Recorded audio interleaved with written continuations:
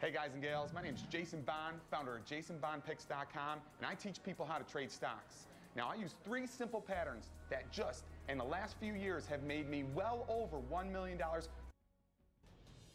Gurkha, World War II.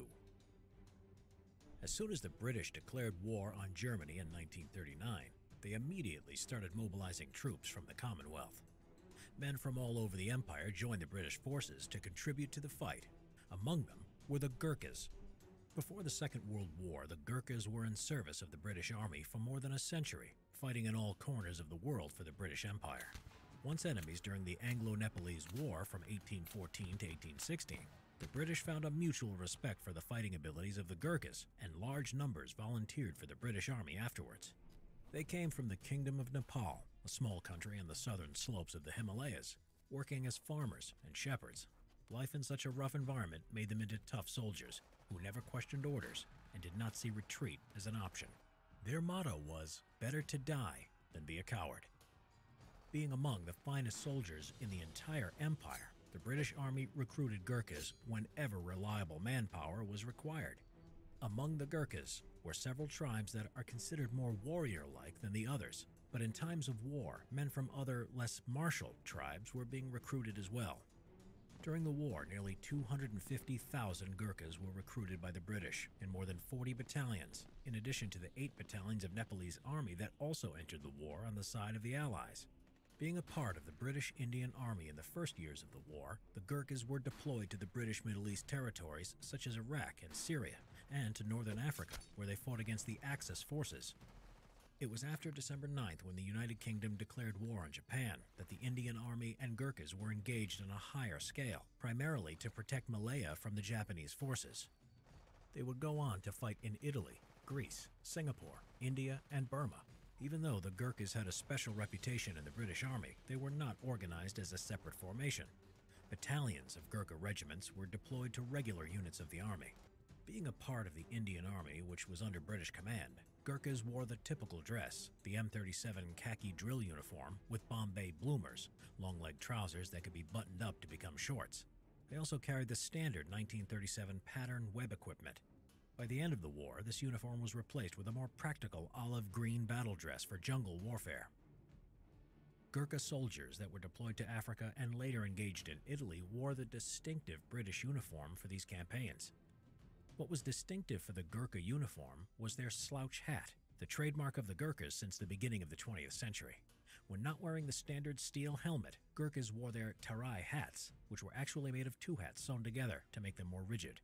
Hats were wrapped with a light puggaree and were worn tilted to the right side. Being incorporated in army units, Gurkhas were equipped with standard British weapons such as the Lee Enfield No. 4 rifle and Bren light machine gun, and American weapons such as the Thompson M1928 and M1A1 submachine guns. However, each Gurkha carried a close combat weapon of his own, a weapon that was distinctive to his Himalayan nation. More famous than their tarai hats were their kukri knives. Kukris were the Gurkhas' favorite close combat weapon and were carried in almost every assault. On numerous occasions, Gurkhas attacked the enemy with a rifle in one hand and a kukri in the other. Kukris were designed to be cutting knives, their length varying from 16 to 18 inches. They are distinctive for their forward curving blade, which is sharp only on the lower concave side. A legend goes that the shape of the blade resembles the shape of Nepal. Gurkhas were very skillful with their kukris, and were known to have inflicted severe damage in close combat on the enemy by using only these knives. Because of this, kukris gained an almost mythical status, with many stories told about them. One of the most famous kukri legends was that a Gurkha has to spill blood every time he took out his kukri from its scabbard. Therefore, if a Gurkha took out his kukri just to show it to someone, he would have had to cut at least his thumb in order to respect the tradition. The Gurkhas proved to be fearless and ruthless warriors in combat. They never questioned orders and always fought vigorously no matter how strong the opponent or how important the battle. Their attack was always followed by the battle cry, "Ayo Gorkhali," meaning "the Gurkhas are upon you." 12 Gurkhas were awarded the Victoria Cross for gallantry against the enemy during the war. More than 43,000 Gurkhas lost their lives fighting alongside the British Army during World War II. Subscribe and click the notification bell for more history videos. Get your copy of Simple History World War II today. Hey Simple History fans, if you're looking for a better way to support the channel and help us create more epic content, consider becoming a sponsor on our channel. Sponsoring means that for just $5 a month, you get these amazing perks. You can be the first to see new episodes with early access. You'll be able to watch new episodes before anyone else with this perk. A custom icon that shows alongside your username in the comments section and in live chat. When you sponsor us, you also become an influencer with sponsor-only comments. You can communicate directly with us and help us pick the topics that we'll do next on Simple History. Our videos will continue to be uploaded as usual, and remember, it's not mandatory to sponsor us. Thank you for letting us feed your hunger for history.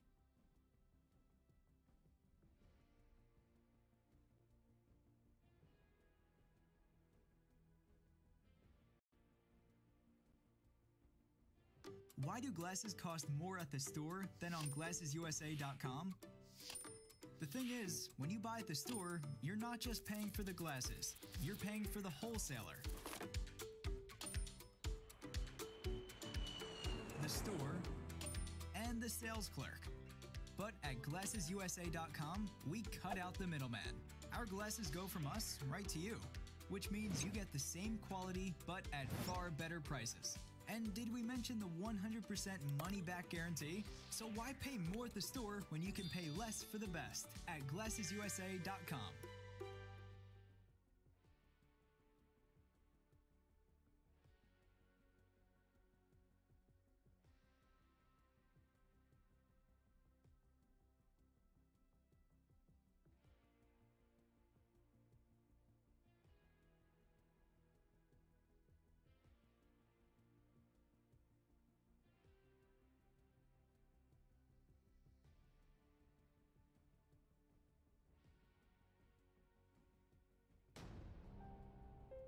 The medic who fought a war without a weapon. Desmond Doss was not your average hero. He would become a Medal of Honor recipient, the United States of America's highest and most prestigious military award, as a combat medic who saved many of his comrades' lives in battle without firing a single shot, because he didn't take a weapon into combat because of his religious beliefs. Desmond Doss was born in 1919 in the state of Virginia and was raised as a strict Seventh-day Adventist, a Christian denomination that believed that Saturday was the Sabbath and that the second coming of Jesus Christ was imminent. They also believed strongly in nonviolence and a healthy diet, based typically on a vegetarian diet. Doss had been raised with a strict belief in the Bible, and when it came to the Ten Commandments, he took them to be the core values of how to lead his life. When World War II started, he was conflicted as he believed the war was a just one, but he felt that to kill another human being under any circumstance was wrong. He was already employed as a joiner at Newport News Naval Shipyard, but nevertheless he joined the United States Army on April 1, 1942. He could have requested a deferment, but he wanted to do his patriotic duty. He was assigned to an infantry unit, the 77th Division, and presumed that his classification as a conscientious objector would not require him to carry a weapon. For Doss, one commandment of the Bible stuck with him the most: "Thou shalt not kill." He wondered why he was assigned as a rifleman and not in a medical role. His commanding officer tried to pressure Doss into carrying a weapon, as they thought he would be more of a liability than an asset in combat, but Doss refused. Interestingly, even for medics, which Doss would later become, it was common practice at the time to carry either an M1911A1 pistol or M1 carbine for self-defense purposes. The rules go that a medic under the Geneva Convention is not forbidden from carrying a weapon, but if a medic fires his weapon, he stops being classed as a medic, and therefore can be legitimately fired upon by the enemy. The regimental chaplain, Captain Stanley, would soon understand Doss's protests and helped him transfer from rifleman to medical training. To make matters worse, his fellow soldiers mocked his religious beliefs. When he was reading the Bible daily and strictly observing the Seventh-day Adventist tradition of attending church every Saturday, Doss continuously requested to be allowed to have Saturdays off rather than Sundays in order to follow his Adventist beliefs that Saturday was to be observed as the Sabbath. In the end, Captain Stanley took this up with divisional headquarters, and it was decided that Adventist soldiers would have Saturdays off, just as the other men had Sunday off. This in fact made Doss even more unpopular than ever with his fellow soldiers, as he was seen to have it easy. As he had Saturdays off, none were on base on Sundays to see him pull extra duties to make up for this. One of the squad's other soldiers summed up the company's feeling about him and his Saturdays off, complaining, "You get more passes than the general." As Doss was a strict vegetarian at a time when it was unusual, it meant that the rest of the unit viewed Doss with such distrust and hostility that one man in his unit even warned him ominously, "When we go into combat, Doss, you're not coming back alive. I'm going to shoot you myself." Doss eventually became an Army combat medic, saying, "While others are taking life, I will be saving it." Never get a king-size bed. It ruins sleeping on anything else forever. And never get Hulu. With live TV for sports plus tons of shows and movies, it's pretty much the king bed of TV.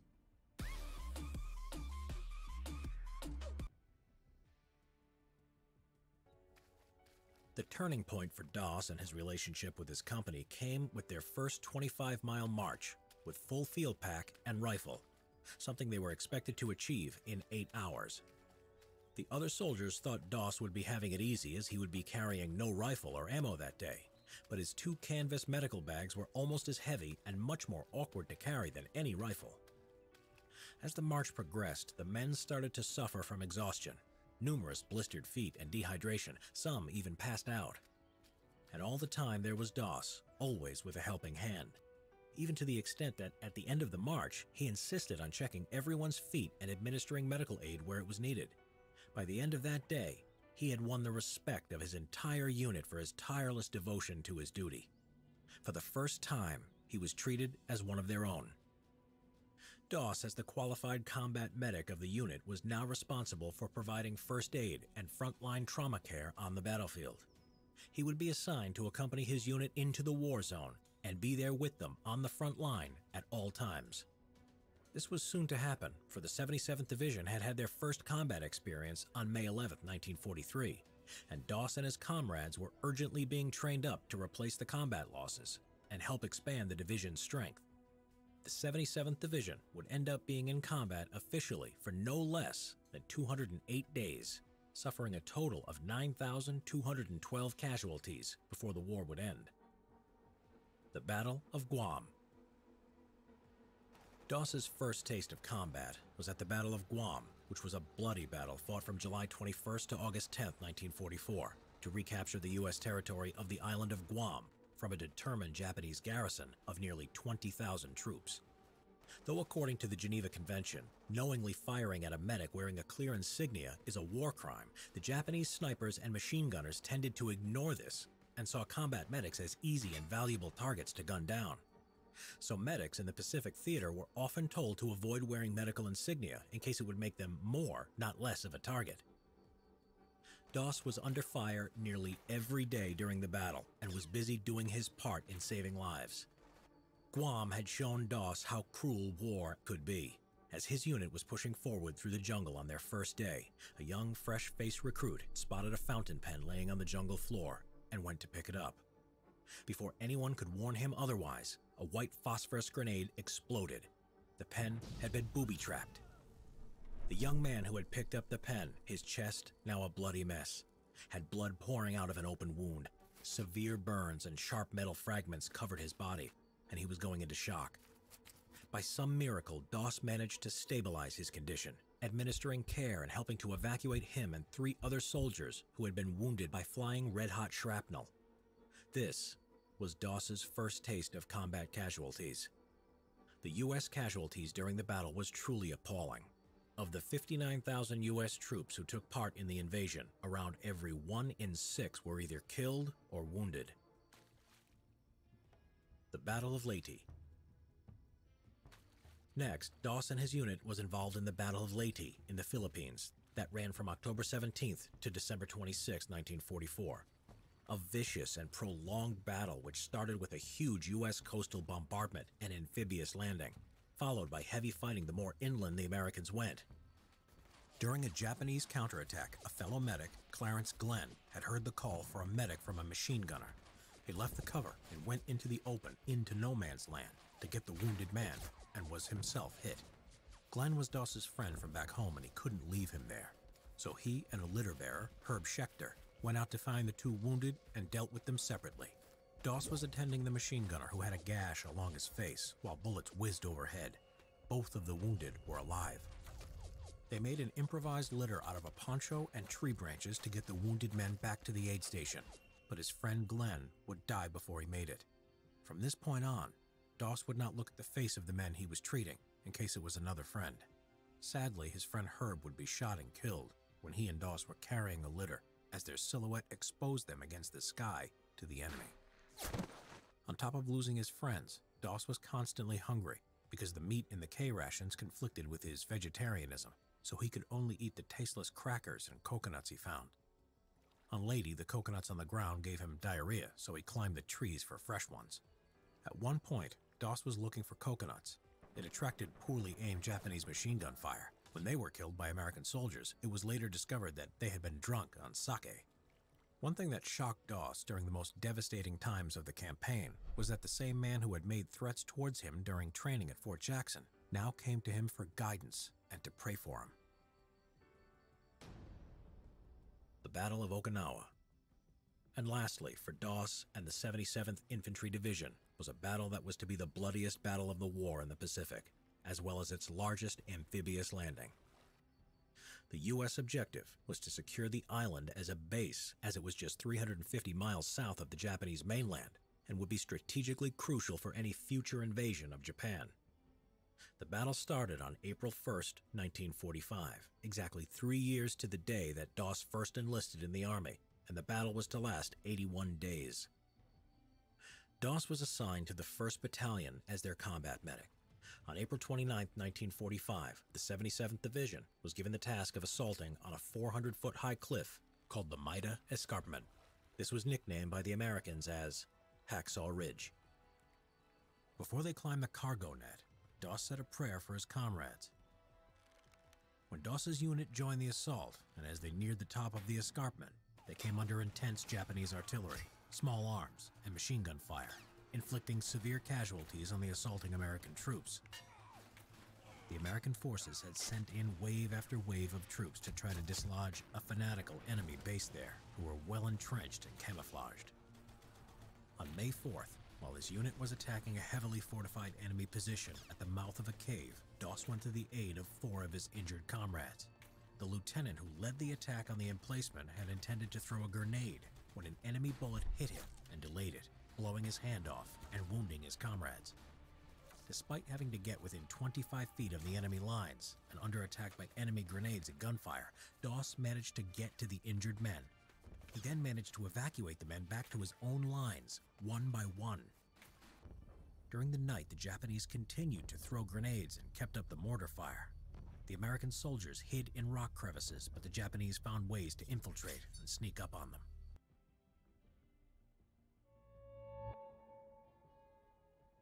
I really like skiing deep powder. I really like flying helicopters. That was the genesis of the idea. There's so many people now that... Then, on the next day, May 5th, he came to the rescue of a wounded artillery officer who had gone to see how the artillery guns were doing. Doss's left leg was now injured, as he had fell the day before down the edge of a parapet. He climbed up the cargo net with his first aid kits, his weight falling on his bad leg. Finding him in a shell hole, the officer had been struck by shrapnel that had made a hole from his chest to his back, and Doss could hear him breathing through it. He was bleeding heavily. Doss gave him first aid while under constant enemy gunfire and shelling. He put the dressings over the large holes in the colonel's chest and back, and administered blood plasma which dangerously exposed Doss to the enemy, as he had to hold it up high. Doss's efforts here would be in vain, as the colonel, carried back on a stretcher, died before he reached the aid station. Later, there were orders to take a vital Japanese pillbox position on the reverse slope of a hill that was holding up the American advance. Desmond Doss, once he had read his prayers, was happy to support the assault. The American troops threw gasoline cans at the position, which triggered a large explosion. All of a sudden, a large Japanese counterattack overwhelmed the American soldiers, causing them to panic and rush back to the edge of the cliff. But despite this, Doss refused to take cover, and while constantly under heavy fire by the enemy, Though being totally exhausted, he spent hours carrying the wounded one by one to the edge of the escarpment. Then, to get the more severely wounded down, he tied a rope to a tree stump and lowered them down the cliff on a rope-supported stretcher to safety. When the stretcher kept slipping, he turned to a new method, looping the rope around the wounded men's chest and legs to lower them down. Doss, standing, exposed to potential enemy fire, was seen praying at the cliff edge as the men were being lowered down. And later he had said he had been praying to the Lord to help him get one more, and after that, one more, until they were all down. Calculating the wounded men at the base of the cliff, the captain worked out that Doss had saved around 75 men. The Americans would eventually go back up the cliff and on May 7th would take the position. By some miracle, Doss survived the whole battle totally unhurt, but that was soon to change.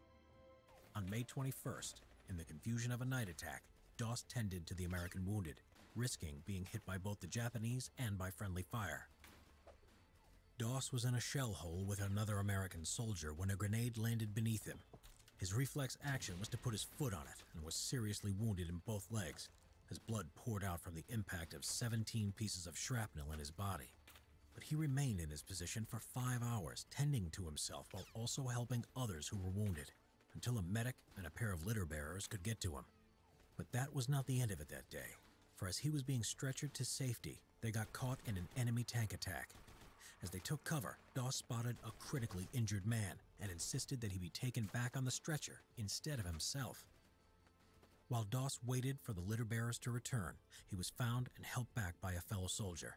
Suddenly, Doss was hit by a Japanese sniper's bullet and suffered a compound fracture to his arm. The two men took cover in a shell hole. Realizing how badly injured he now was, Doss instructed the soldier on how to bind his rifle stock to his shattered arm to act as a splint.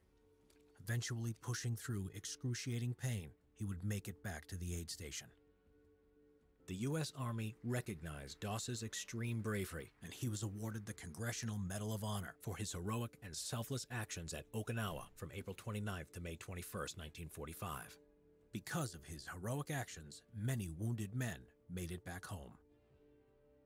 Desmond Doss would go on to run a small family farm with his wife Dorothy, and lived to the age of 87.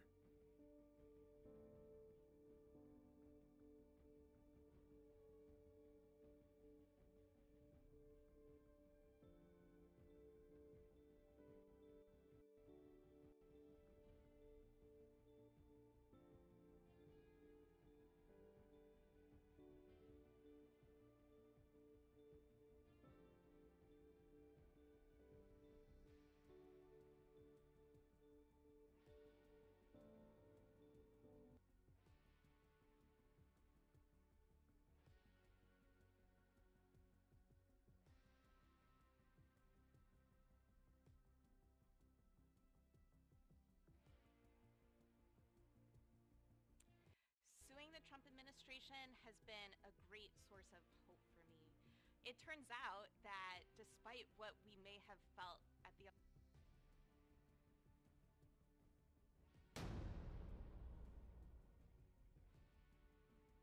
Hiro Onoda, the Japanese soldier who didn't surrender until 1974.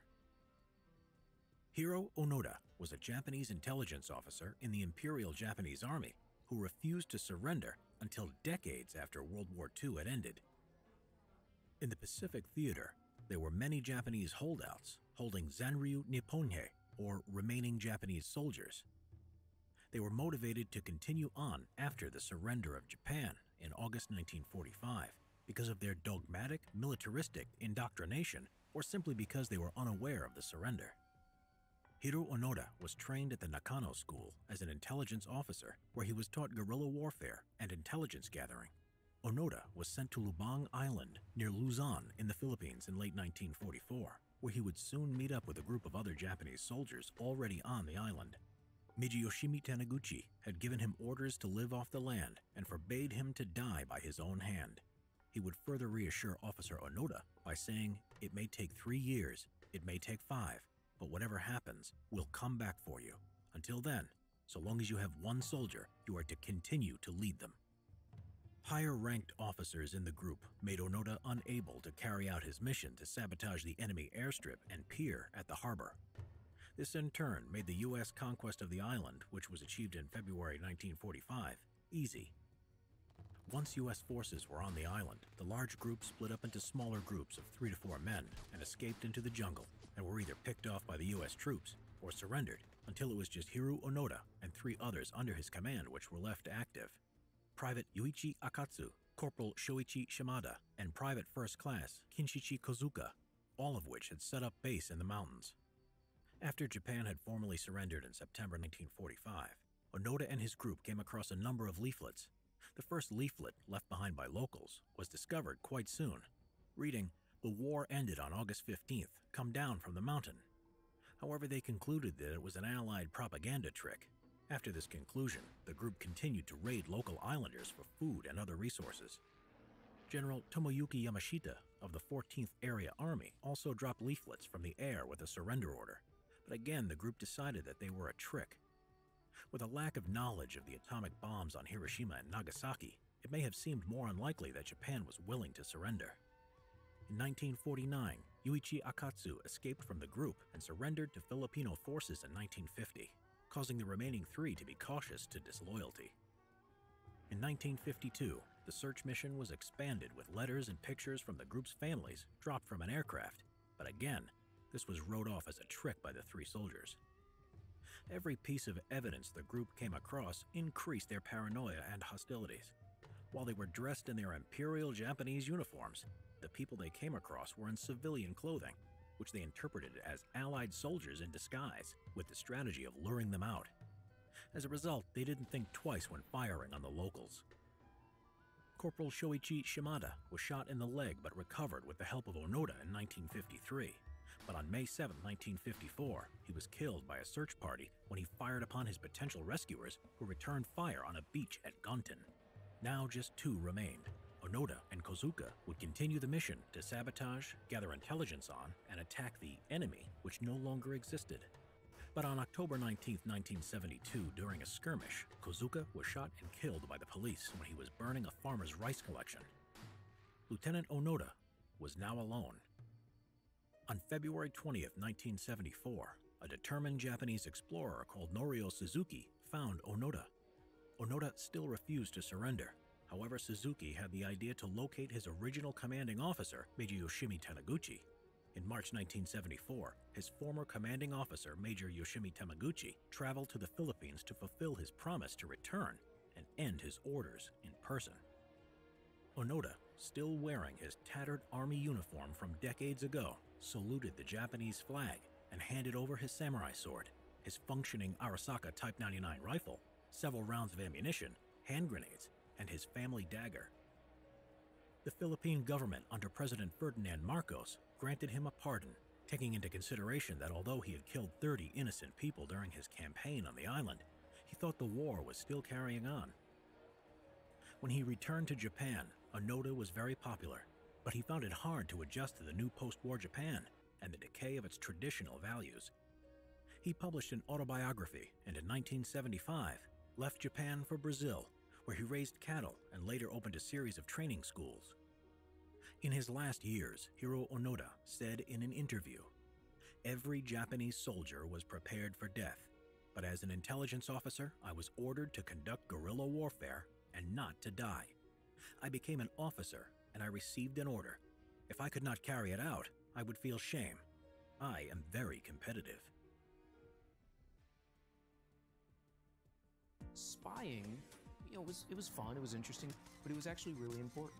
And I would argue that one of the most important parts of spying during the Cold War was the social, the cultural role that it played in our understanding of our challenge with the Soviet Union.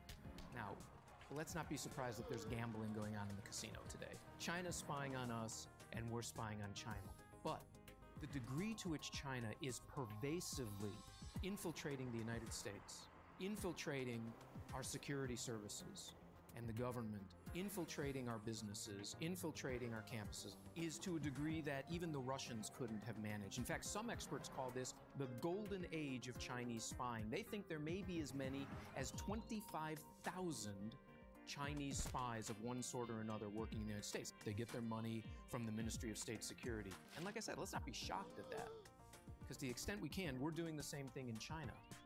But we have to understand the degree to which China is trying to penetrate our society and successfully doing so.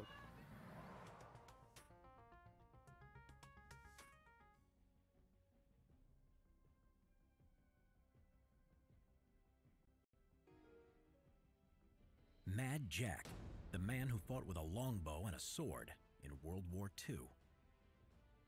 John Malcolm Thorpe Fleming Churchill was born in Hong Kong and graduated from the Royal Military Academy at Sandhurst in 1926.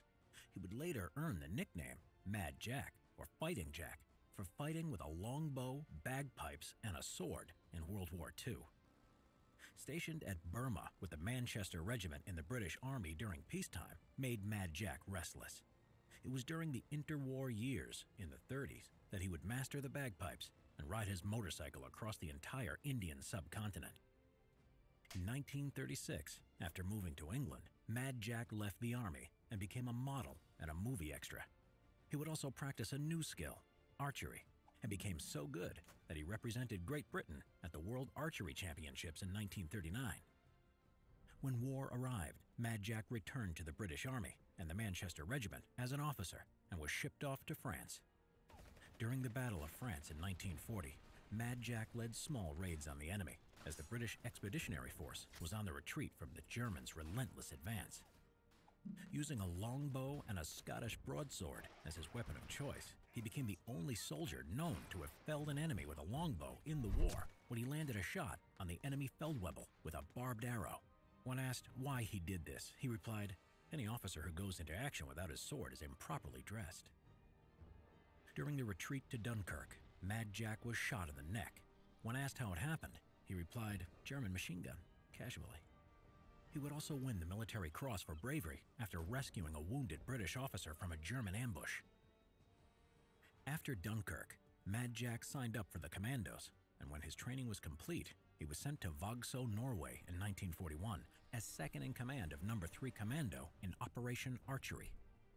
As he left the landing craft, Mad Jack played March of the Cameron Men on his bagpipes and then led his men ashore with his broadsword waving in the air. The German garrison at Vagsø was quickly defeated. Prisoners were taken and the artillery batteries captured, along with shipping destroyed on Malloy Island. For this action, Mad Jack received his second Military Cross. You haven't played World of Tanks yet? You're wasting your life! Because in World of Tanks, you can shoot on the move, shoot on the spot, shoot in the sky, run over pump.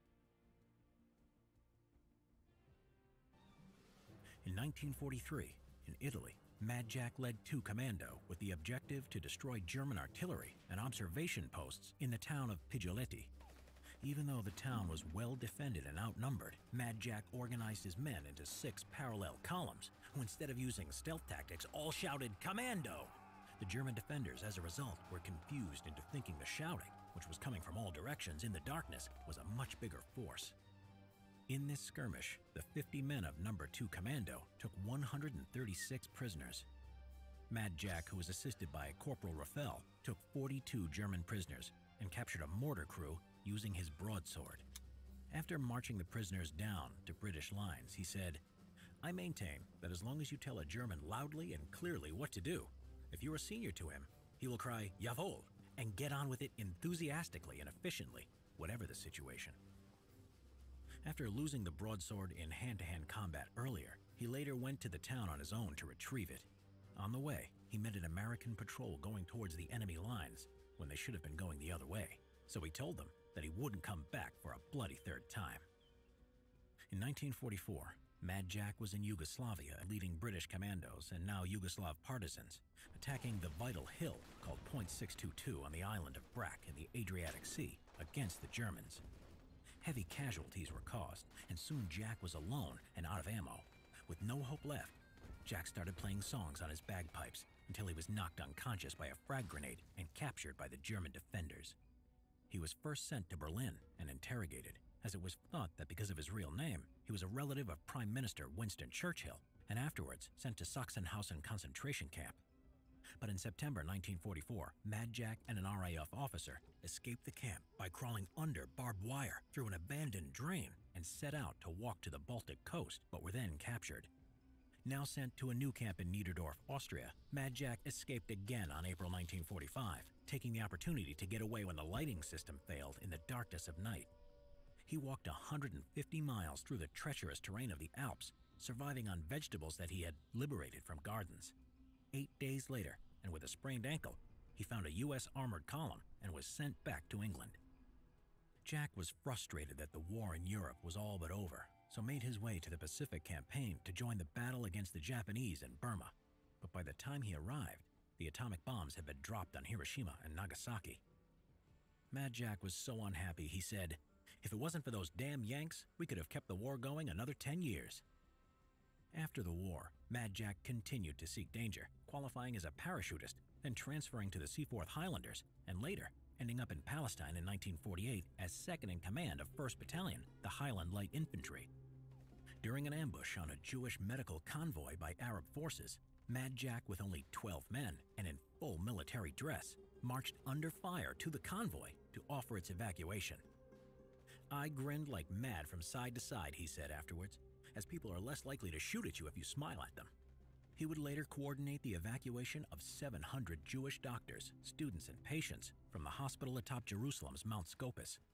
Mad Jack would retire from the Army in 1959 with 2 awards of the Distinguished Service Order. The Battle for Castle Itter, May 5, 1945. The U.S. Army and German Wehrmacht versus the German SS, Austrian Alps. On May 5, 1945, a few days after Hitler's suicide, American soldiers under command of U.S. Army Captain John C. Jack Lee Jr. teamed up with a number of Wehrmacht soldiers under German Major Josef Sepp Gungel, who was opposed to the Nazis and had been collaborating with the Austrian resistance. Joining them were French prisoners of war and a Waffen-SS officer who had defected. Gungel had surrendered with a white flag from his vehicle to Captain John C. Jack Lee, who was close by, presenting the mission to rescue prisoners from Itter Castle. An attempt for assistance in a rescue by the castle's Czech cook had reached Austrian resistance in a nearby town, and as a result, reached Major Josef Gangel, who was now their leader. The first attempt to find help was by Yugoslav political prisoner Zvonimir Kukovic, but it had failed. While he had reached Major John Kramer's and the American 103rd Infantry Division, their heavily armored rescue attempt, which would use M10 tank destroyers, was recalled by heavy shelling and by superiors for encroaching into the territory of the U.S. 36th Division.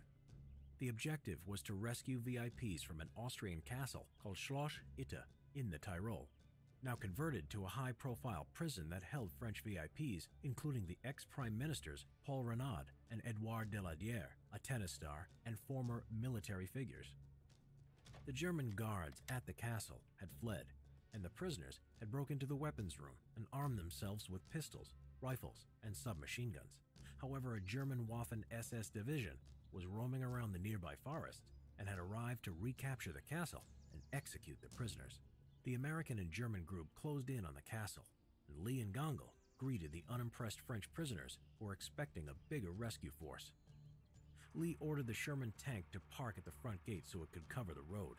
Once the men had been fed, Lee, Gangel, and the young SS officer set up defensive positions and talked over strategies to defend the castle from the impending SS force. In the evening, a reconnaissance force of Waffen-SS opened fire on the castle to test the enemy's strength. The U.S. and Wehrmacht troops moved to their defensive positions and returned fire. At dawn, the SS used an 88 anti-tank gun, which was well concealed, to destroy part of the castle, and then blew up the Sherman tank, which had been providing machine gun fire. However, the radio man inside was able to escape in time. The Waffen-SS, numbering around 150 men, had began their main attack from the tree line towards the castle gate, and from the west, reaching the castle's lower walls.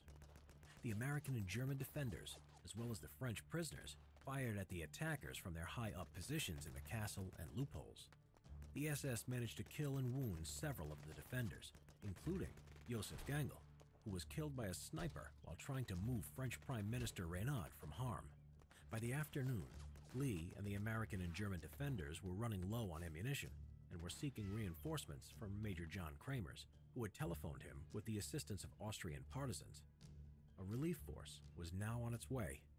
As the situation was getting desperate, Lee accepted tennis star Jean Barotra's courageous offer to vault the castle wall and run past the SS strongpoints and ambushes to find and guide the reinforcements to the castle. Lee prepared for an SS breach of the walls and a close-quarters fight until finally, at 4 p.m., the American reinforcements arrived with tanks, quickly defeating the Waffen-SS force and taking many prisoners. It is believed that this was the only battle where Americans and Germans fought together as allies. This league was built to break new ground, and shatter expectations.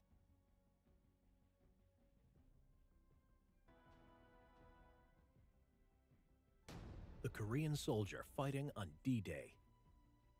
After the D-Day landings in northern France on June 1944, U.S. paratrooper Lieutenant Robert Brewer of the 506th Parachute Infantry Regiment, 101st Airborne Division, reported that 4 Asian men in German uniform had been captured by his regiment.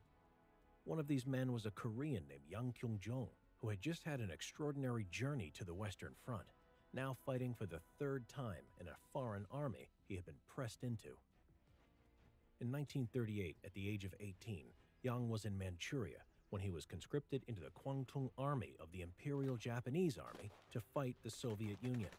He fought under the Japanese for a year until he was captured by the Soviet Red Army during the battles of Khalkhigal or the battles of Nomonhan and sent to a labor camp. The Soviet Union was short of manpower against the German forces and decided to press its prisoners of war into service.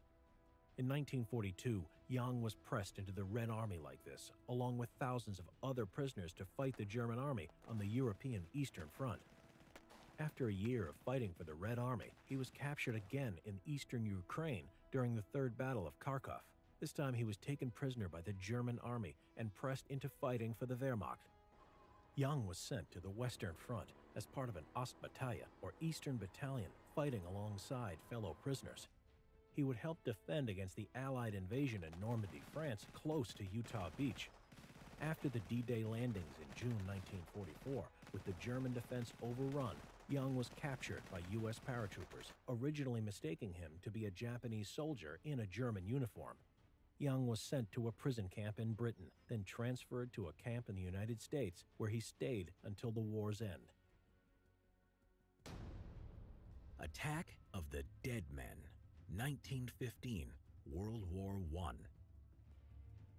The Auschwitz Fortress was constructed in the 19th century by the Russian Empire in what is now northeastern Poland to defend its borders against Germany. In the First World War, the fortress would be heavily contested between German attackers and Russian defenders. The Germans had made their first assault onto the fortress in September 1914, using large-caliber artillery guns, bombarding the fortress for 6 days. After intense shelling, the Germans confidently launched an attack on the fortress. However, Russian artillery and infantry counterattacks forced them back with a swift withdrawal. A second German attack was attempted in February to March 1915. The Germans were again optimistic with their new heavy 420mm caliber Big Bertha cannons.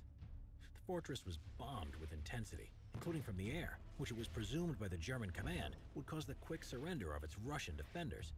The Russian command also had a similar notion and ordered that the fortress be held for just 48 hours after the evacuation. Remarkably, even with massive damage to the fortress and high Russian casualties, it would be held for months, and the Russian artillery bombardment forced the German guns to again pull back. In early July 1915, the German troops were now under the command of Field Marshal von Hindenburg, who began a new offensive. This time, they decided to use poison gas to achieve their objective, as they knew the Russian defenders didn't have gas masks. 30 heavy artillery guns and 30 gas batteries were brought in range, and with the wind in their favor, the gas was launched at the fortress on August 6th. Along with the artillery bombardment, a dark green smog of chlorine and bromine moved towards the Russian positions. The grass turned black, and the tree leaves turned yellow. The Russian guns and shells made from copper were caked in a layer of green chlorine oxide. The Russian 9th, 10th, 11th, and 12th companies were all but annihilated in the gas coverage. Once the gas had cleared, 14 German battalions numbering around 7,000 Landwehr troops moved in to capture the burnt trenches.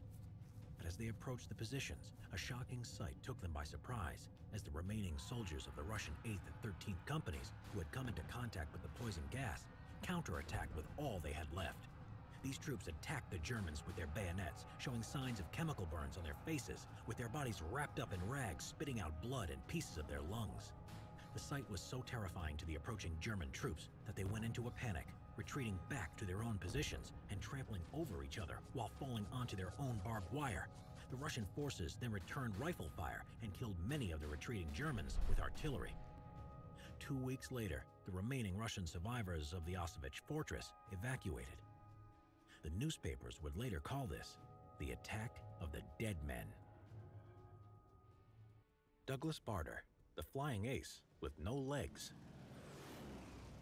Douglas Bader was a pilot in the Royal Air Force who would go on to pilot fighter planes in the Second World War without his legs and claimed 22 aerial victories, becoming a flying ace. Bader joined the RAF in 1928 and graduated in 1930. And in late 1931, at age 21, he was assigned to a squadron flying Bristol Bulldogs at Woodley Airfield near Reading. While flying the Bulldog, he went against orders not to do aerial acrobatics or fly below 2,000 feet. Nevertheless, Bader performed an aerial stunt to show off his skill, resulting in his plane crashing. Both of his legs were crushed under the twisted wood, canvas, and metal, with no way of saving them. They had to be amputated, one above the knee and one below. After this, Bader had to learn to walk again using artificial legs. Doctors were not hopeful that he would be able to walk without a stick, but Bader was determined, and he wanted to fly again. After being transferred to RAF Hospital Uxbridge, Bader learned new skills with his new legs. He learned to drive a racing car, played golf, tennis, and dance. During this time, he also met his future wife, Thelma. From 1937 to 1939, with World War II on the horizon, Bader requested several times to rejoin the RAF, but was refused piloting roles on the grounds that there was no incorporating his disability. Air Vice Marshal Hallahan recommended that Bader do the Central Flying School to test his abilities, which he passed. This would also familiarize himself with the newer, modern planes. Bader noticed how the planes had upgraded significantly. Gone were the biplanes, replaced with new low-wing monoplanes such as the Hurricane and the Spitfire. While in his Avro Tudor during the training, Bader couldn't resist doing a stunt, turning his biplane upside down at 600 feet. By 1940, Bader would be posted to the No. 19 Squadron and put in a cockpit of a Spitfire, undertaking convoy patrol missions. During this time, known as the Phony War, he wouldn't see much action, but soon he would be posted to No. 222 Squadron, where he would see action over Dunkirk during the Battle of France, protecting the Royal Navy and evacuating the British Army below from the Luftwaffe. During this combat, he took down a Messerschmitt Bf-109 and damaged a Heinkel He-111 bomber. Bader noticed that his disability gave him a distinct advantage when piloting his plane during dogfights. Because he didn't have legs, he was less likely to black out from the effects of G-force. Usually, this would cause blood to flow from the brain to other parts of the body, such as the legs, causing loss of consciousness. This meant that Bader could pull off tight turns and outmaneuver his opponents. After Dunkirk, Bader was transferred to No. 242 Squadron and promoted to squadron leader. This squadron, which was made up of Canadians, was low on morale due to heavy casualties during the Battle of France. At first, they were not welcoming to their new leader and were puzzled by his disability, but he would soon rebuild the squadron's morale and inspire them with his courage and skill. They would fight in the Battle of Britain and see major action on the 30th of August 1940, when the squadron took down 12 enemy planes, 2 of which were shot down by Bader. By the end of 1940, with the Battle of Britain over, No. 242 Squadron had shot down 67 enemy aircraft, with 5 pilots killed in action. Bader would leave the squadron in March 1941. He was promoted to wing commander and leader, escorting bombers during daylight raids in a Spitfire Mark 5A as part of the Circus operations. Taking on enemy Bf-109s with his squadron, sometimes at dangerously low heights, his score would rise to 20 confirmed as destroyed plus 2 shared. On August 8th, Bader noticed a formation of 12 enemy fighters and dived on them, taking out one and possibly colliding with another Bf-109, or shot down by it, sending his Spitfire diving into the ground in flames. While trying to bail out, one of Bader's artificial legs became stuck, However, he was able to escape from the cockpit just in time. When he landed, he was captured by the Germans and taken to a hospital in St. Omer as a prisoner of war. The Germans had great respect for Barter because of his courage to fly without legs. Flying ace Adolf Galland asked the British to airdrop Barter a replacement leg, which they did. Shortly afterwards, Barter tried to escape the hospital using a rope made from bed sheets so that he could climb down from the window. He was eventually caught, however, after being betrayed. Barter was now on a Luftwaffe-run prisoner of war camp known as Stalag Luft III. He had made so many escape attempts that the Germans guarding the camp threatened to take away his artificial legs. In 1942, while in Stalag Luft 8B, Barter and several others tried to escape, but the alarm was raised when a Luftwaffe officer came to visit Barter, and he was not there. Soon, he was recaptured. He was then transferred to the escape-proof Colditz Castle on the 18th of August 1942, where he would spend the rest of the war. And on April 15th, 1945, the prison was liberated, and Barter was freed by American troops. Clanfester's ratmen have sworn a pact with the Rockbloods of the North. If we don't stop this now, it's gonna be bad news.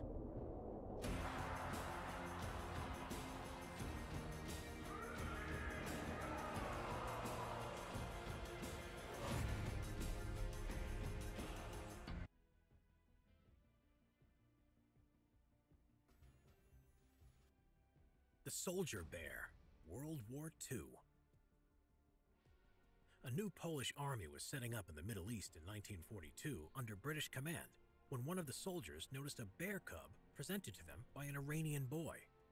The bear had been made an orphan after its mother had been shot by hunters. The soldiers purchased the cub, and it was taken under care by a civilian refugee in the camp. In August, the bear was donated to the 2nd Transport Company, or what would become known as the 22nd Artillery Supply Company of the Polish II Corps, and given the name Wojtek by the soldiers, and soon he would become a morale-boosting mascot for the troops.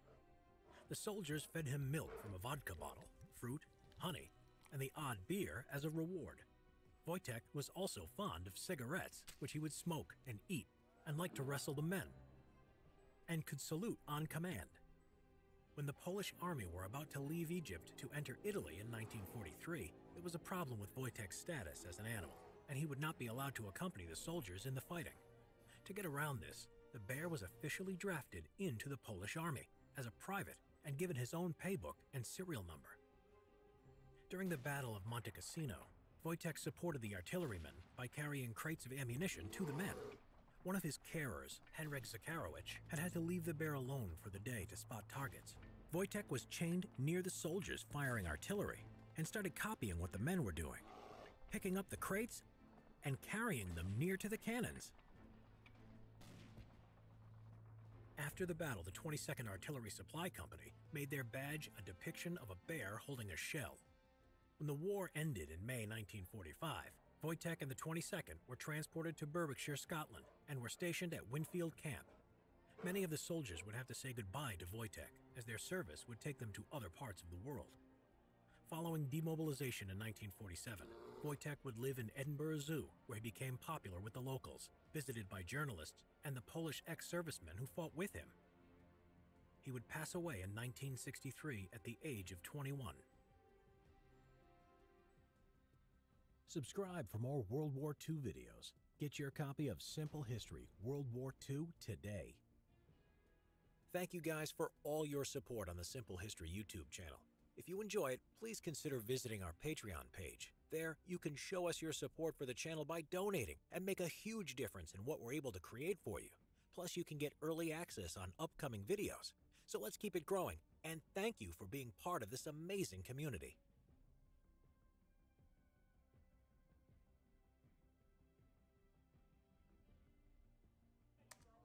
This video is sponsored by ExpressVPN.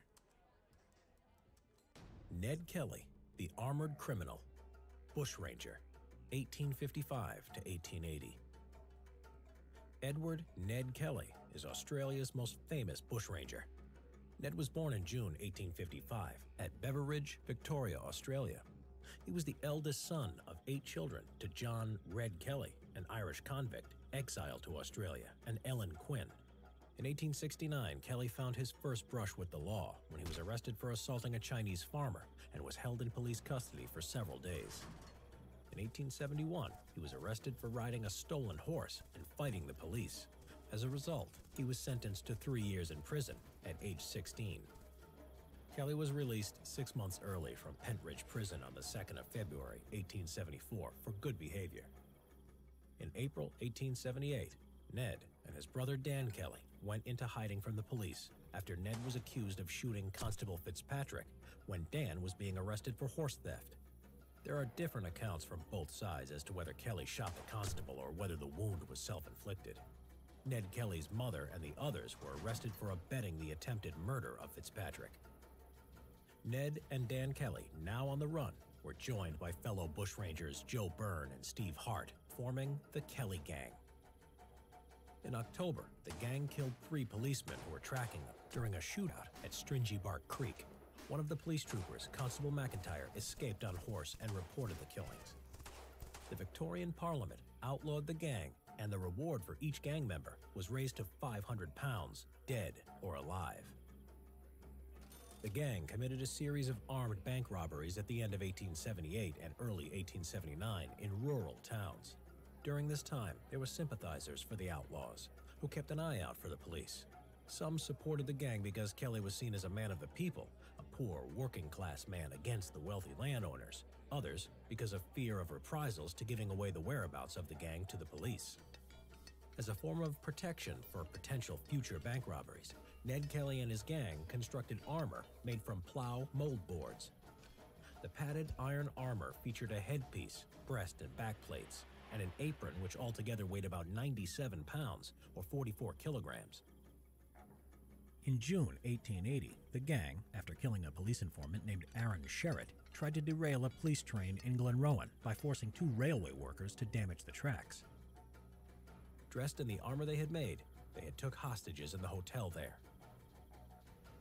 When the police train arrived, it was stopped before it could be derailed, as schoolteacher Thomas Curnow had warned the driver.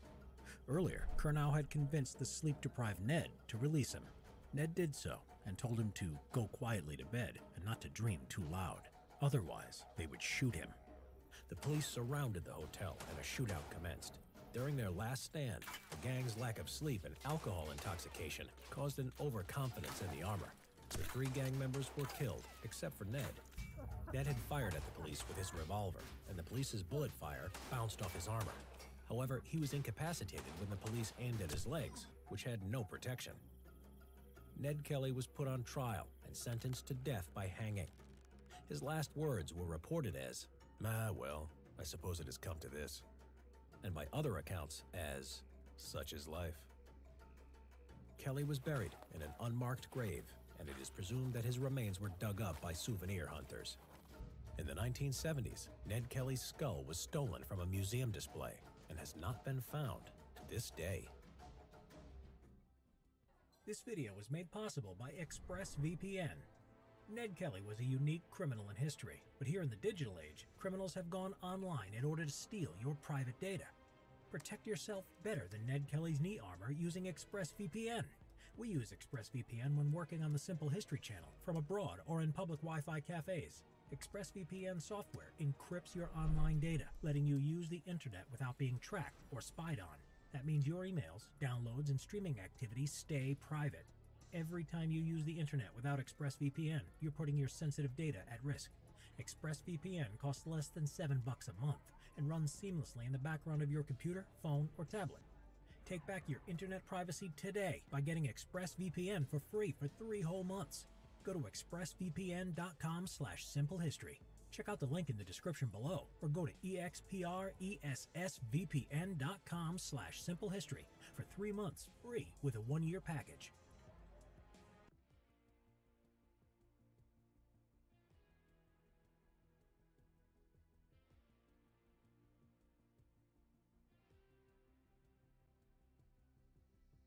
Meet Dashlane 6.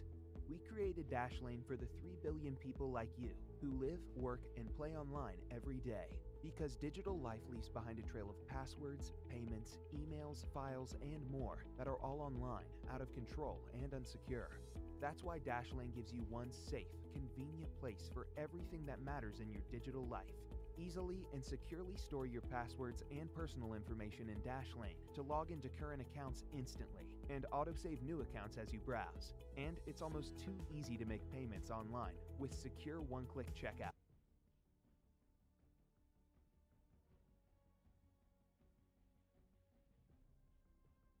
This video was made possible by Wix. If you are ready to create a website, head over to wix.com/go/infographics to try out one of their premium plans right now. In war, there's only one rule: win. Well, actually, that's not true, or at least not true anymore. In the aftermath of World War II, 196 nations ratified in whole, or with some reservations, 2 additional treaties to the Geneva Conventions, detailing the basic rights of wartime prisoners, establishing protections for the wounded and sick, and protecting civilians caught on a war zone. The conventions also laid down the framework for the international banning of certain weapons of war, which we'll look at today in this episode of the Infographics Show, Top 10 Banned Weapons of War. War is dirty business, and in the aftermath of the First World War, the nations of the world moved to limit the scope of its destructive impact.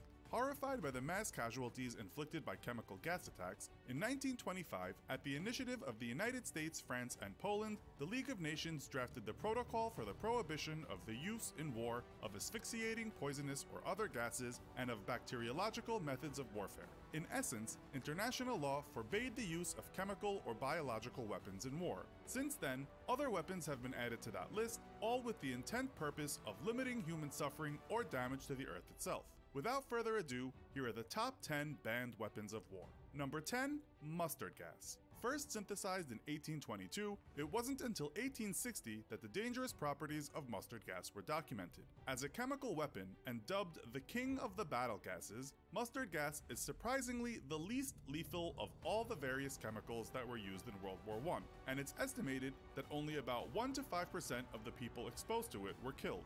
Mustard gas's real power lay in the terror it could sow among enemy troops, as well as the incapacitating effect exposure had on unprotected soldiers. Inhaled into the lungs, it could be fatal, but while a gas mask would protect from inhalation, there was nothing soldiers could do to protect their exposed skin. The effects of exposure were not immediate, but within hours, the skin would begin to blister, specifically in moist areas such as the armpits and genitals. As the blisters popped, they would often become infected, which is where mustard gas became one of the most lethal gas weapons ever used. Infection typically kills more soldiers in war than actual combat does. Worst of all, exposure created sensitivity, and further exposure at even lower doses would cause a reaction.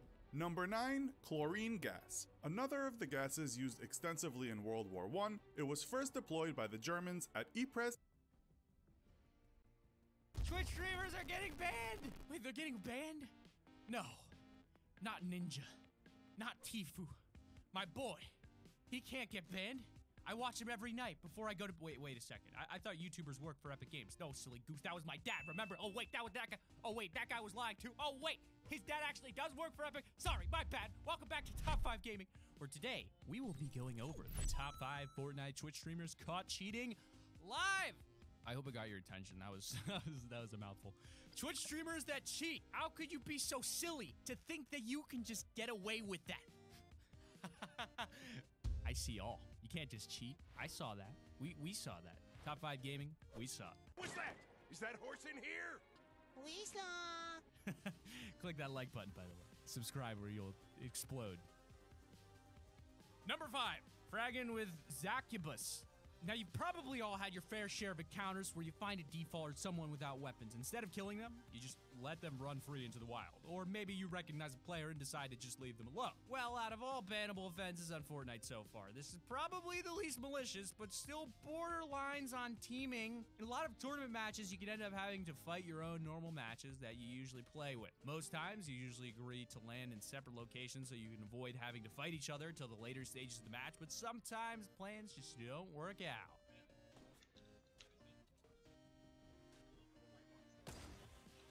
That's you, isn't it, Pixel?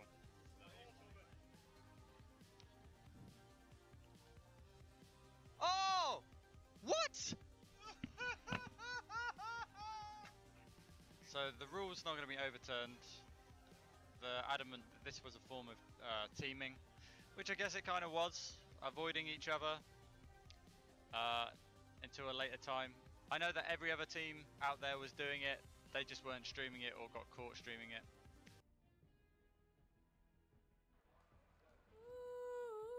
Every time I'm leaving on you, you don't make it easy.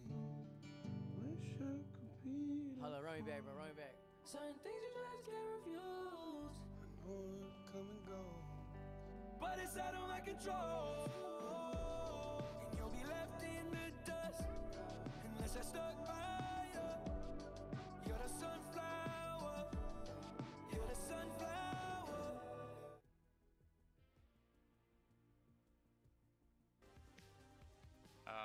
Solos is not very good for tournament play, you know. Zacubus and his normal teammate had accidentally landed in the same area in a solo tournament, and when they encountered each other, like you would, they began to shoot at each other, and as soon as they recognized each other, they immediately stopped firing and try to go in opposite directions to save that fight for later. Now, as much as they aren't teaming in the normal sense of the word, working together to take down the enemy, they are intentionally avoiding engagement because of their teammates that accidentally ran across each other. This lack of engagement will cause ripple effects later on in the game, and the fact that Zacubus was streaming at a tournament, I love you, Zacubus, I didn't mean to butcher your name, at a tournament event when he did, it's not exactly surprising to see Epic Games taking a firm stance on get Banhammer, give it Banhammer. Number 4, Dolphin hacks exposed by Shotgun Plays. Shotgun Plays is a pretty popular YouTube content creator with over 700,000 subscribers. Some of his videos consist of donating to other streamers and setting them challenges. Now, while he was exploring the deep, dark, infinite abyss that is Twitch, he came across a channel known as Dolphin Hacks. And to be fair, his name is a bit of a giveaway. I mean, there was some action replay, Dolphin Project, whatever. But as you'd expect, this streamer gets caught hacking. Now, out of all of the streamers out there, you'd expect that they were going to hack. They might be a little bit smart about it, possibly hide the hacks from the viewer's perspective, or even act the game out as if he's struggling a little bit. But really, the hacks are making it easy for him. That just isn't the case here. Dolphin Hacks literally has his entire hacking list on display for everyone to see. It's a legendary weapon. Dude, look at this. That's actually disgusting. Yeah, even if this like season 6, season 7, by the time I have to upload this video, I'm not uploading it until I know this dude got banned in this account at least. You can't even see who he's shooting at either. That's the weird thing. Because like, yeah, you really can't see who he's even shooting at. Because you can't tell if they're behind the wall or not. You can just see them. They're literally camping out. You're literally cheating, bro. Why can't you just like... Oh my god, you can't build either. It's so painful watching this guy trying to build. I thought I was bad at building. Oh my god, he's forcing people down again. How do people play this game legitimately? Because we can actually play it. We're not garbage IQ. We're downloading and buying hacks and promoting them. Like, what?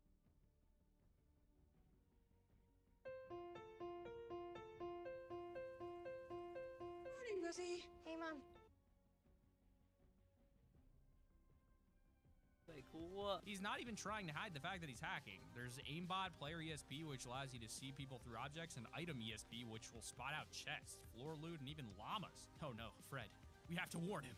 Fred, get out of there. It's not long after Shotgun Plays finds this streamer that he ends up getting banned. As a small streamer, you might be able to get away with this for a short period, considering they don't have many people to report him. But when someone like Shotgun Plays comes across this channel, you can guarantee a bunch of viewers will be reporting the hacker straight away. Ban, baby. Ban. I gotta stop, dude. I just, I'm getting too excited about people getting banned. Number 3, MoTV. When Fortnite first came out, there was a massive issue when team killing and hacking. There was no way to report these people, and so they just kept on going crazy with the hacks and killing teammates just to steal their loot. Stealing is wrong, guys. Stealing is wrong. Don't do that. Like the video. It wasn't long before they finally added in a report system, but when it was introduced, there seemed to be a few bugs with it. MoTV had just jumped on Fortnite and they barely had played the game at all. He's in a brand new match with his duo buddy Frost, and they're carefully planning out how to take Pleasant Park when Mo just gets kicked from the game all of a sudden. And as you'd expect, Mo is fairly shocked about this, and he loads back into the lobby, that dreaded pop-up appearing saying, "You have been permanently banned due to cheating." That's good, that's good. I'm gonna try to make it the house next to yours. There's a chest on the soccer field. Are you gonna get that one? Yeah. Alright, I'm gonna be at the house right here. The blue, see me? I see a gun, I think. What just happened? What happened? Where are you? Wait, you disappeared. Wait, you got banned? What the fuck? How am I? It says I've been permanently banned due to cheating. Wait, you got banned? How is this a thing? Bro, look at this. I'm banned for cheating. Bro, I just. Wait, you just said you got struck by the ban hammer. How? Now, when Mo reacts the way he does, it seems pretty genuine. A lot of actual cheaters will just act it out and pretend it's a mistake, but this time, I want to be clear about this. It was definitely a mistake. This was a permaban glitch that appeared during the early stages of Fortnite. You can see towards the end of the clip that this glitch gets resolved and he's actually able to go back to playing again. Not exactly the permanent ban he thought he just got. The problem was that this is the Mo that had over 6,000 viewers watching him. With one accident on Fortnite's behalf, Mo could have his reputation completely tarnished. All you have to type into his YouTube is Mo TV ban, and this list of full videos of channels using the clip to gain themselves income while disgracing Mo's name over something that was just a glitch. Number 2, XNES. Wasn't hacking, dumb swing set glitch caused by players to get banned. When something interesting is discovered within a popular game, no matter how small it is, the whole community seems to get pumped about it for a couple of days before it fades out again, and it's just a normal part of the map. But this time, the new thing became something to be feared. Now, in its current state, the swing sets you can find in Fortnite, I'm pretty sure are completely solid. The swings don't move at all, even if you run into them, but it wasn't always like that. Back in the early days, these swing sets could be moved. It was even discovered that if you jumped on them at the right time, you could actually ride the swing. Fortnite channels filled up with clips of people having fun on the swings, but out of nowhere, people started getting permabans on Fortnite shortly after or while using the swings. Whoa, what the fuck? Yo, do you see me? Look at me. Yo, I wonder if anyone can shoot me. Wait, jump on the tire, man. Jump on the tire. It's not working. Oh, what the fuck? Was I banned? I got banned. The best theory at the time was that when you were on the swings, it jibs out like crazy, and apparently the Fortnite tracking system would register you as you're moving away too fast. In turn, it would assume you were hacking and would ban you from the game. Don't panic though, as most people who had this issue were able to fix it. But it's something as small as that that'll make you more cautious in the future. One minute you're having fun on the swings, and the next, you got a permanent ban? Not a great day.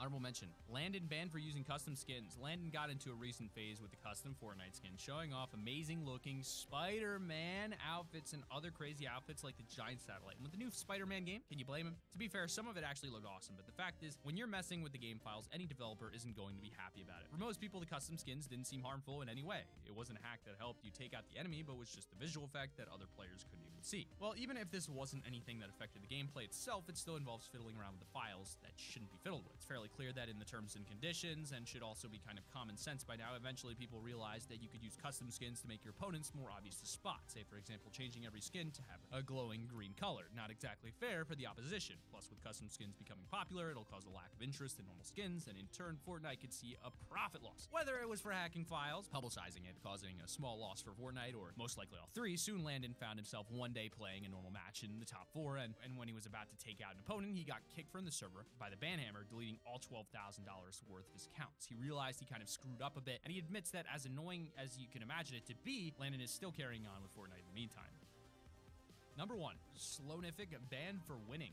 Okay, so technically this guy didn't actually get caught cheating, but either way, he did get banned in a fantastic way. Slownific was streaming Fortnite back in March and playing a game of solo. He manages to take home the victory royale, the epic victory. Rip my boy Pete, by the way, with 10 kills on his first game of the stream.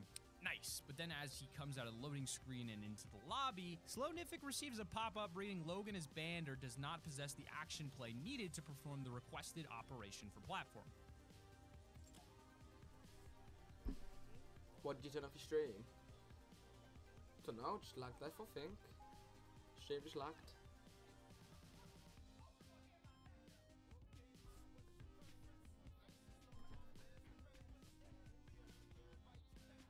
What?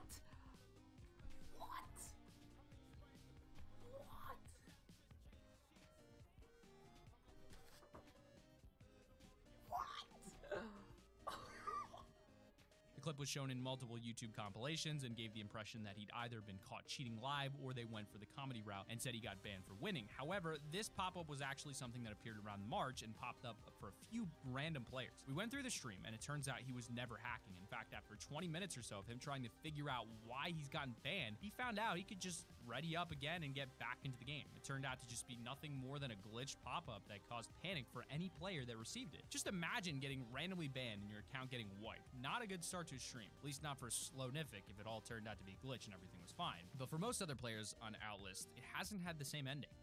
But that has been our list of the top 5 Fortnite Twitch streamers caught cheating live. Click that like button if you've enjoyed, subscribe to the channel if you're new, push notifications on, and keep it here on Top 5 Gaming.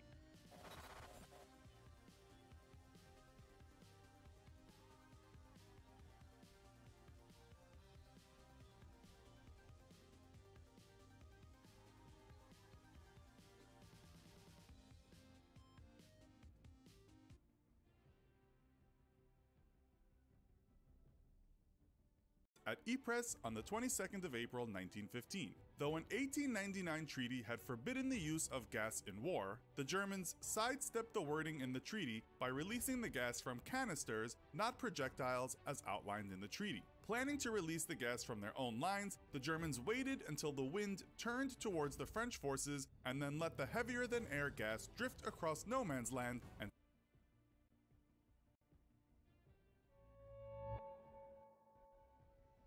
I really like skiing deep powder. I really like flying helicopters. That was the genesis of the idea. I'm Kento Bento. This video is made possible by Dashlane. Download Dashlane for free if you never want to lose another password again at the link in the description. Bangladesh, February 7th, 2016. The director of the Bangladesh Central Bank got off the elevator on the 9th floor and headed to the back office of the accounts and budgeting department. This was the most restricted part of the building. He was there to deal with a problem, one that had been plaguing the office the last few days. You see, the printer wasn't working. This was kind of a big deal. It was causing a real disruption. The automated printer, which was hooked up to the bank's software, was supposed to work round the clock, 24/7, printing out the bank's transaction reports in real time. Due to this technical glitch, however, the printer tray remained empty. Much of the day was spent trying to fix the issue, and after a great deal of effort, there was success. They were able to restart the printer. And so the backlog of transaction reports started rolling out, one by one. Now it soon became apparent that something wasn't quite right. There were more statements than expected. When they took a closer look, they found 35 suspicious payment orders for what were ridiculously large sums of money, having supposedly been transferred from the Bangladesh Bank's own account to various other accounts in other countries. Certainly, no one from their bank had authorized it, and the SWIFT security system in place was unbreachable. As the director sifted through the suspicious transfer requests, the true scale of the situation started dawning on him. The transfers totaled to almost $1 billion US, an absurd amount, a significant chunk of the nation's reserves. Where were they going? Who was responsible? Panic ensued as the workers scrambled to stop the payments, but it was likely too late. The ill-timed printer malfunction from earlier had caused an unfortunate delay in their response. It seemed Bangladesh had just lost $1 billion. But how? This happened in February 2016, but what led to this moment actually started 9 months earlier. Philippines, May 2015. Over 3,000 kilometers away, a group of men entered the Jupiter Street branch of the RCBC Bank, just outside Manila, and opened 4 bank accounts with just $500 inside. The men then left, never to return, with their accounts left seemingly abandoned. Now, returning to Bangladesh, the country was becoming one of the fastest growing economies in the world. Their central bank sat in the financial district of the capital, Dhaka, a chaotic city with almost 20 million people. But, despite all this rapid growth, it was a nation that could ill afford to lose $1 billion of taxpayers' money. Fast forward, January 2016, a month before the incident, an employee at the Bangladesh Bank was checking his mail at work. Now, nothing seemed out of the ordinary. He thought nothing of it. But he went home that night not realizing he had just set in motion events that would soon shock the nation's banking system, if not the world. You see, he had inadvertently clicked on an infected email, one that immediately began installing a malicious program in the central bank's computer systems. This malware would allow intruders to enter the network and gain access to the inner workings of the Bangladesh Bank. Hiding in plain sight, these intruders could now spy on workers and study the bank's operational procedures. And that's what they did. It was now just a matter of time. A month later, on a Thursday, as the bank was shutting down for the weekend, which in Muslim-majority countries like Bangladesh tends to be on a Friday and Saturday instead of a Saturday and Sunday, the intruders once again entered the system. But it was for the last time, because this was what it was all leading to. Now, they were in the system, but manipulating international money transfers was a whole nother thing. SWIFT, you may have heard, is a global payment network enabling financial transactions to be sent in a secure and reliable way, using military-grade security designed to be unbreachable. Just to be clear, SWIFT does not facilitate the transfer of actual funds, but rather it sends trusted payment orders between accounts, which the banks then act on. This is the standard in international banking, and this is partly why bank hackers usually focus on stealing the login credentials of individual bank account holders, rather than focusing on the banks themselves. But it wasn't the case here, not for this group. Their target was the institution.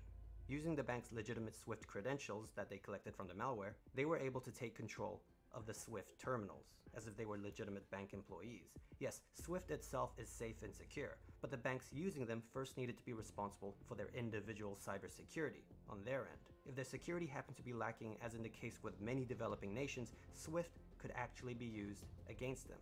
And that's what was happening here.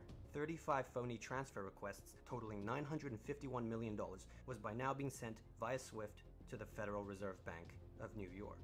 Okay, but why New York? Well, because the Bangladesh Bank owns an account there with billions of dollars on deposit, meant for international settlements. The details of the requests sent from Bangladesh were to transfer the funds from New York to various accounts set up across Asia. I'll get to that part soon. Now, with that, they were done, in and out in just hours. The next day, Friday, New York City, one of the world's biggest financial centers. The Federal Reserve Bank of New York was busy processing Bangladesh's payment orders, or supposed payment orders. The Fed, renowned for its security, initially had no cause to stop the transfers, because SWIFT instructions are legitimate, they're trusted. So, oblivious to the deception, they began processing the requests. Sunday morning, the Bangladesh Bank employees, back from their weekend, were now trying to fix their darn printer problem. The automated printer connected to the SWIFT network hadn't been working the last days, and the usual printouts of real-time transfer confirmations were backlogged. Of course, this was the most unfortunate time for a technical glitch. Except it wasn't really a technical glitch. The hackers had indeed taken additional steps in preventing confirmation messages from revealing their theft, wiping out evidence from the SWIFT database and intentionally crashing the automated printer. This had bought them some much-needed time. Now meanwhile, in Sri Lanka, $20 million arrived in a Pan-Asia bank account of a company called the Shalika Foundation, sent from the Federal Reserve Bank in New York. This of course was just one of 35 transfers making its way to Asia. Right back in Bangladesh, the workers had now finally got the printer working, and they were sorting through the transfer requests. Panic quickly ensued as they realized 35 payment orders were made, totaling to almost $1 billion. They immediately tried to send a stop payment order to the New York Fed, but it was a Sunday, and there was no one there to respond. By the time New York staff would return on the Monday, it would have surely been too late. Now, little did they know they had actually caught a lucky break, because it turned out the automated system in New York had flagged 30 of the transactions for manual review. By complete luck, one of the words on the SWIFT order happened to match the name of a shipping company that had been blacklisted for evading US sanctions against Iran. Pure coincidence. This would prove devastating for the hackers, as $870 million worth of transfers were now blocked. Later, when staff took a closer look, they noticed several red flags. The unusually high number of payment instructions, the large transfers to private entities rather than banks, and the ridiculously large total. At this point, they had to seek clarification from Bangladesh, and after getting word of their stop payment order, the transfers were shut down. It was over. The gig was up. Or was it? Yes, 30 of the transactions worth $870 million would never be seen by hackers, but there were still 5 transactions left. The remaining 101 million, which the Fed's automated system failed to pick up on, and which was still a heck of a lot of money, had gotten through. Where did these 5 end up? The first transfer, Sri Lanka, $20 million, as we know, reached an account in the Pan-Asia Bank via Deutsche Bank, which was the routing bank, intended for a company called the Shalika Foundation. This was a supposed Sri Lankan non-profit. Now, an observant employee at the Pan-Asia Bank noticed something odd. $20 million was an unusually large amount for such a small NGO, not to mention for the country of Sri Lanka. This employee then sent the transaction back to Deutsche Bank for verification.